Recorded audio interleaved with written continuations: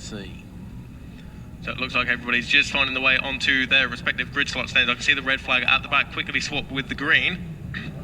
So we're getting this race started any moment now. So it'll be all eyes to the lights. The red lights are on and the red rise once again, and away we go. It's all about that drag towards Oulton corner. I'll tell you what, Michael Tustin's made a good start there. I didn't see Nathan Harrison on the grid there, so Matt Pallett will take the whole shot. That's Matt Pallett, number 212 on the in-timber Kawasaki, leading the way over Michael Tustin, and Zach Weston in third place, looking to make a challenge already, 2x2 as they go down Cascades there, Keith, for second place. Forget your twos, mate. It's a case of three abreast almost going into Cascades, and I think that's Weston is out in front. I can see Henry Ross up to fourth place there. I think that might be Pallett in second as well, and they'll disappear very quickly indeed, such as the speed of these 600s as they disappear out of my sight once again. And I'll wait for them to reappear in just one moment. And I think that's young Zach, because obviously Nathan, to be fair, is just here to get a couple of signatures, one yesterday, one today, so he's not too worried about what exactly is happening. And he's left to the regular MRO runners to take the battle amongst themselves as a way for them to come over the hill. And indeed, I think that is Zach Weston leading the way there. Wait and see as they come into our sights for the first.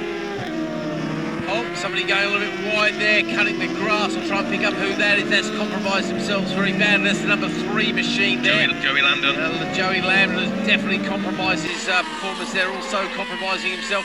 The 32 machine going straight on as well. Ryder's having a long look over his shoulder. There's nobody there, mate, because you're dead set last now. So who's the 32, mate? Number 32 is Martin Morris. Oh, poor Martin. He's not having a good weekend at the moment, is he? No, that's it's been a tough one for him, hasn't it, here at the second round of the championship. But underneath the bridge out of Deersley, they go to complete the first lap, and you're right, that's number 135 bike of Zach Weston. Earlier on, he was in the 42s, so we'll have to keep an eye on his lap times as Michael Tustin dives to the inside of Matt Pallett for second place. So Matt relegated down to third place at the head now of Michael Tustin. Fifth place across the line was James O'Mara on bike number 179. Sam Hurst up next. Reese Forrest making up 7 positions and will lead the way in the Clubmans, with Gareth Cunningham and Joey Lambden separating himself from second in the Clubmans. That's 178 Paul Bloomfield, Dutton, Dickinson, Hovar, Wilson, Tom Walker third of the Clubmans ahead of Harry Gower by half a second. Then it's Ian Ashby, Anderton, Ansell, Hickmott inside the top 20. Okay, all good stuff. Everybody down through Cascades for the second time quite safely there.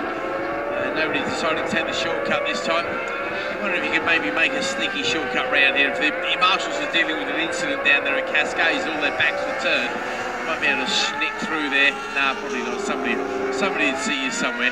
These days everybody's got a camera. Right, down they come then towards me once again, and into the braking for Nicker Brooks. And we've got a great close battle there. I can see Henry Ross still in that fourth place. Out in front though, it is definitely Zach Weston who is leading the way so well as they scream round. Everybody taking the safe note. Somebody deciding to take the shortcut through the chicane and compromise their race. That's the 224 machine this time, Bradley. So some people really are taking advantage of that escape road down here as somebody else decides it's time not to go all the way around, and that is the 82 machine. So yeah, some serious compromising going on there. Yeah, definitely. I think the 82 there you mentioned is Kev Adams, the man from Bolden. Then the 244 of Jamie Wilson there. 224 of Jamie Wilson is Zach Weston's coming in the pressure now from Michael Tustin. It is less than a tenth of a second, and Tustin's into the low 143s, and Zach on that lap was in the mid 43s. Michael Tustin looking to get a run on Zach as they go through Denton's in towards Cascades, and that'll be an inside line for Zach actually as they go in towards Cascades. So Keith, how's it looking?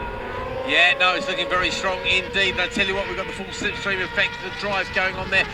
Ross is looking strong as well there. I think he might have pulled a move with some good drive. Again, disappearing out of my sight there. Hold on a second. Just, sorry about that, mate. Just getting distracted with the messages coming in. Nothing, unfortunately, relevant at the moment. But Zach Weston is right in the hunt there. Waiting for him to come across the top and to see them once again down into the chicane here, because it is so close the last few laps, that's for sure. Here we go then. Side-by-side challenge, no, not quite, but out in front, leading the way across the line. That is Tustin, who has done the business there on Zach West, and Henry Ross does move up to third as well. He's gone past on Matt Pallett, so sort of change at the sharp end there. Got to wait and see if Zach can fight back. And the other one we need to look at there. Whereabouts does Mr. Tustin come from there? He is from Evesham. Evesham, not quite sure where that is, to be fair, but just wondering if it's a local man again, because I don't know Michael Tustin's name. Do you know it at all, mate? No, I know he came to Brands with us, didn't he? But yes, he did. Yes. Not familiar with where Evesham may be, but he, at the moment he's leading the way. Yeah, exactly. Zach Weston, but Zach's looking to the inside. No, not quite close enough this time around. Zach Weston holds on to second place then, but Tustin with a 42.5, Weston with a 42.7. So we're into the mid to high 42s now, Keith. With Henry Ross making up a move on Matt Pallett on that lap, like you said. James O'Mara, Joey Landon ahead of Sam Hurst, Forrest, Cunningham and Dickinson inside the top 10 overall. Paul Bloomfield dropped a couple of positions on that lap, but that still gives him half a second over Harry Gower for second, third in the Clubmans, with Tom Walker, bike number 28, in fourth as it stands. But some quick laps coming in now from our top three, as Henry Ross also gets into the 42s for the 142.9. Wow, Henry Ross's new tyres definitely paying him dividends. A little bit too much too late, but hopefully it's going to set him up for the rest of the year. Henry Ross, he'll be one of those people who'll be really annoyed to miss that earlier race. Here we come then, down the hill. It is still Tustin, Zach Weston trailing him. Now this could well be the championship battle, of course, if they both continue the rest of the season. Wow, Ross has got some serious lean angle there. He really is absolutely on it. I tell you what, mate, is he going to go? I wouldn't be surprised if he goes purple now. I think he's closed that gap a little bit. He's gone under the timing screen. Any change there at all, mate? Just having a look here. So it's all right, mate. Into the second sector, and Tustin's gone purple in the first sector there. Has he? Putting out an advantage of 0.2 of a second, it would seem, in that first sector alone for Michael. Wow. So Michael Tustin a 14.1 in the first sector compared with a 14.3 of Zach, and then Henry Ross a 14.5. So okay. Looks like it's spread out just a little bit in the end of the first sector. It actually looked like he was getting a bit quicker. I'll tell you what, Keith, I was watching Michael Tustin trying to work out where Zach was. Then he popped out the slipstream. He was so close to him on the exit of Deers Leap. Look at half a tenth of a second at the line on this lap. At the end of lap number 4, we've got 3 laps to go, and there was a 42.187 for Zach Weston. He's gone purple in that second sector, has Zach, and he's really taken the fight now to Michael Tustin. Well, we'll wait and see. I might have a replacement for you for Stetton as well, mate. That's the other thing that's distracting me at the moment. Somebody's volunteered to come along and help in your place. So we'll discuss that a bit later when they can definitely do it. Okay, let's not worry about that. That's in a few weeks' time. We need to worry about what's happening on the circuit at the moment. And that is that Michael Tustin, I say, an unknown name to me. I really don't know Michael's name at all. He's come into this round. He didn't really set the world on fire at Brands Hatch, to be fair. Not that there's anything wrong with a couple of decent fourth places, but now he's taken the fight to young Zach Weston, who is trailing him all the way down the hill, though. Zach is keeping him very honest. He's right in the slipstream. He's literally a bike length behind him as they go on the apex at Knickerbrook. Henry Ross, I think Henry's staying with them there as well. The rest of the runners and riders come through.